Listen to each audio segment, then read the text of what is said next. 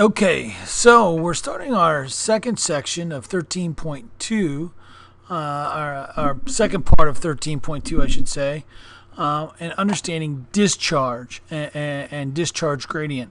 And so basically what we're dealing with is when we talk about discharge, we're talking about a volume of water that's flowing down a river or stream. And so basically, the faster the moving stream, the faster the river, the larger the volume of discharge, or the greater the volume of discharge. And so basically that increases our stream load.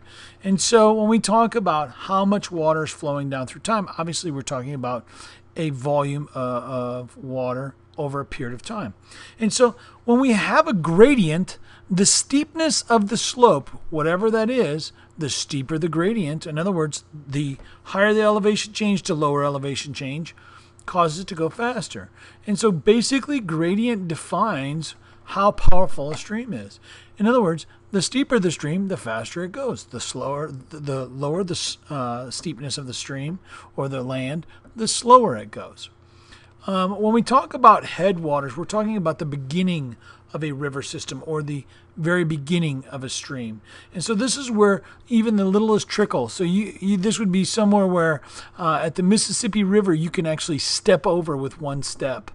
At these places where they begin, depending on where you're at, they tend to be very, very steep. But like with the Mississippi River, it's not. It's just a trickle. If we were at the headwaters of, say, the Colorado River, which is in the mountains, this gradient would be pretty steep, right? So again, a steep gradient means faster velocity, quicker erosion, right? A less steep or a lower gradient, slower the erosion, right? So basically what happened as the stream reaches the mouth of the river, it slows down. It's flattening out. We're getting from higher elevation down to sea level. And so it tends to widen out the river and tends to be really wide.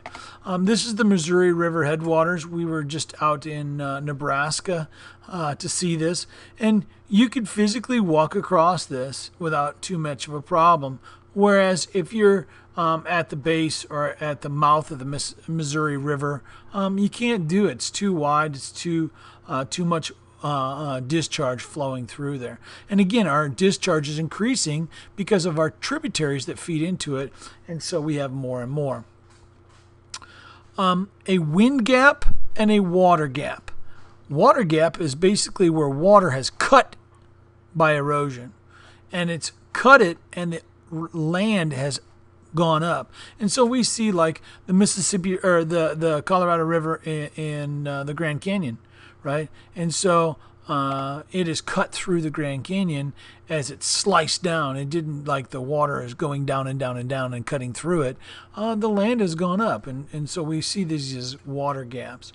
A wind gap is nothing more than an area where a water gap has gone through, or water has eroded in there, and then the water's not there any longer. So basically, wind gaps and water gaps are very related. So here is a water gap on the Delaware River, and you can see basically the land, which is right there, this piece and this piece has gone up, and the water has still flowed through there. Pretty cool. Here is another look at that same cut. Again, it didn't that the water went down. It was the water was still at the same level, and the land went up. Here's a wind gap.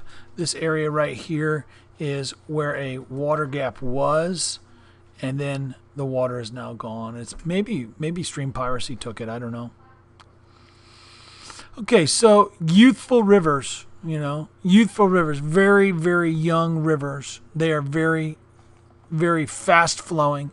Deep V's. Why? Because that's fast moving water down a steep gradient, and it's cutting and ripping into there. A mature river, right? I'm sorry, I forgot to tell you. Very few tributaries, just because it's not a lot of water. We see a lot of glacial rivers like this. Mature river. I would say our river is a mature river. It meanders back and forth. It's got a number of tributaries, another number of creeks and whatnot coming in.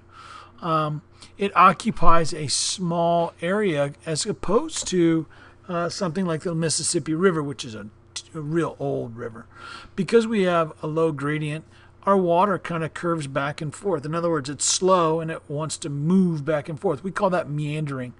And as a result, sometimes we get cutoffs called oxbow lakes. What I'd like to do is show you a couple of real quick video clips that I think would show this pretty good. So meandering, and then again, you can't hear anything in these, so I'm not playing the sound, but I'll kind of talk you through it. So water's coming down. As it does, it finds its path, so it's finding its little channel, right, whichever channel is, and then what you'll see is as it flows down, it starts to move back and forth. This curving is called meandering. Curve here. You can see this is meandering, and it's causing headward erosion. In other words, it's going back towards the top of it, and so they're just simulating raising and lowering, but this back and forth movement is meandering, and it's a pretty good example of that. I think it shows it fairly well, and you can see it. This is meandering. Yeah, very good picture right there. And eventually it could cut itself off. They're just adding more sediment to this right here, which is no big deal. But again, it's finding its own channel, and now that they're going to restore you can see it cutting here, restore the elevation, it's cutting wider. And again, this is called headward erosion as well.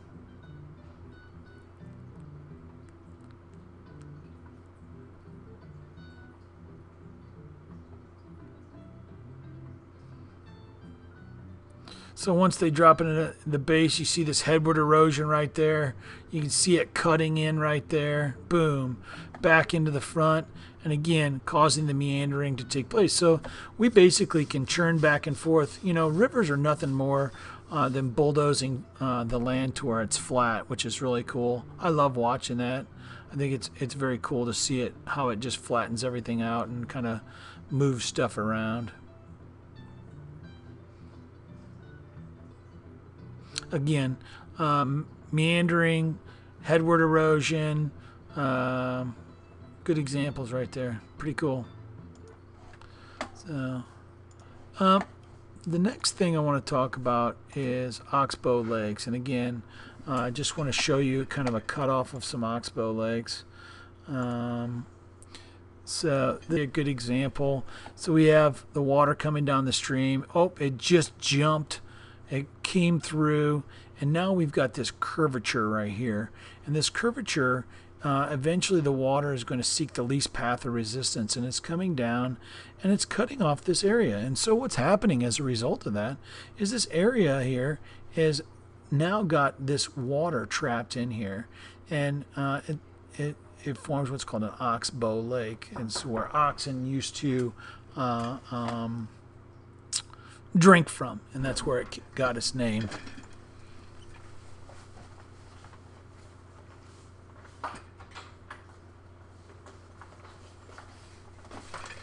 Okay, so the next thing that we have is just some images here. Again, a youthful stream, deep V, cutting through.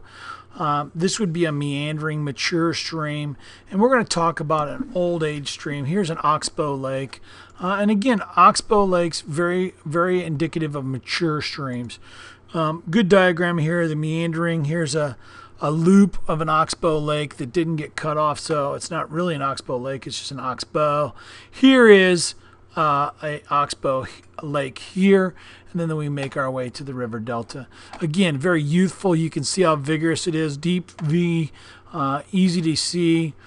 Mature. This would be like the Mississippi River, our river, old age river. Ours is kind of a medium river. I love this. You can see the meanders so much that it actually does a little a yin and yang right here, which I think is just stinking cool. This one right down here in the corner, how cool is that it's just churned so much that it goes every which direction.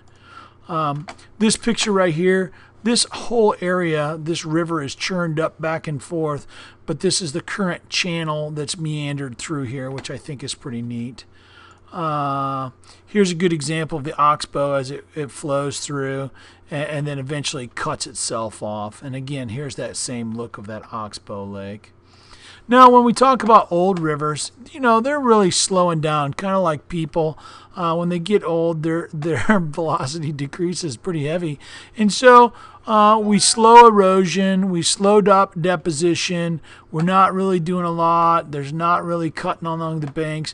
But old rivers can even be rejuvenated. And what happens is if we raise the river up and we bring it back up by some sort of elevation change, it can start all over again. And so they're never over, and they can be renewed all the time. So again, to go back over this is we have youthful rivers, mature rivers, and we have old rivers.